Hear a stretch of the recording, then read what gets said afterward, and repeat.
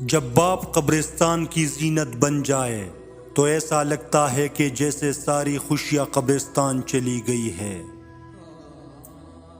میں نے زندگی میں دو لوگوں کو ہمیشہ پریشان دیکھا، ایک مخلص اور دوسرا وفادار، باقی منافق کو ہر جگہ پٹ پایا۔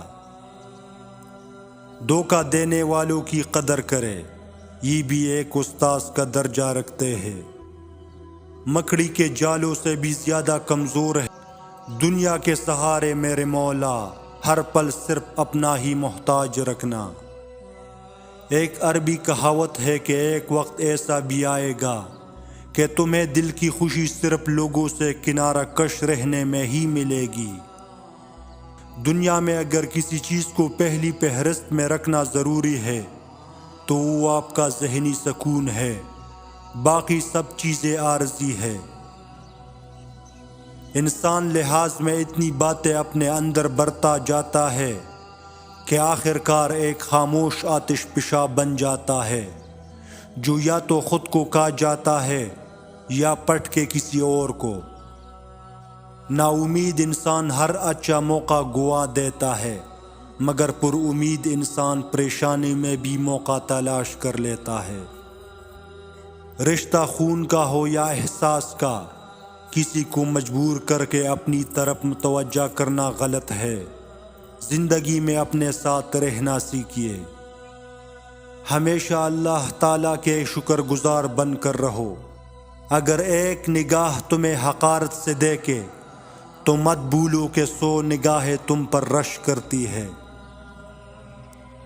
انسان کے پاس اگر 3 چیزیں ہو، رزق، عزت اور صحت، پھر بھی وہ غمزدہ ہو اور ہمدردی طلب کرتا نظر آ رہا ہو تو وہ ناشکرا ہوتا ہے۔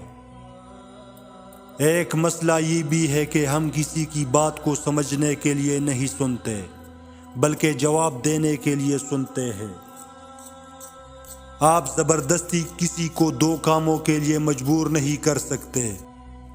دونوں دل سے ہوتے ہیں اور دونوں کا رشتہ روح سے جڑا ہوتا ہے، ایک محبت اور دوسرا عبادت۔ اگر آپ پتہ لگانا چاہتے ہیں کہ وہ شخص آپ کو یاد کرتا ہے یا نہیں تو ان باتوں پر غور کریں۔ یاد رکھیے، جو انسان آپ کو یاد کرتا ہے وہ آپ سے شکایتیں کرتا ہے، لڑتا ہے اور لڑتے لڑتے شکایتیں کرتا رہتا ہے۔ اگر کوئی شخص اپنے دوست یا آپ کے دوست سے آپ کے بارے میں بات چیت کرتا ہے تو اس کا مطلب ہے کہ آپ اس شخص کے ذہن میں موجود ہے اور آپ کو بہت مس کرتا ہے۔ وقت سے آگے نکل کر سوچنا جرم ہے جس کی سزا تنہائی ہے۔